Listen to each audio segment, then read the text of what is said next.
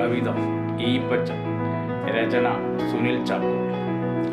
നേരാണ്, ഈപ്പച്ചൻ പോയിട്ടില്ല ഒരു പള്ളിക്കൂടത്തിലും.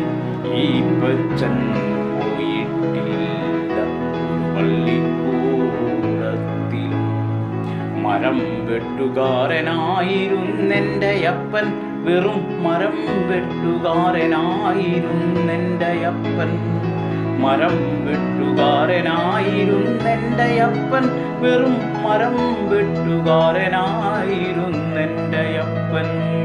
കൺമുൻപിൽ വച്ച് എൻ്റെ അമ്മച്ചിയെ കയറിപ്പിടിച്ച റേഞ്ചറിനെ ഒറ്റ വെട്ടിന് രണ്ടു തുണ്ടമാക്കി.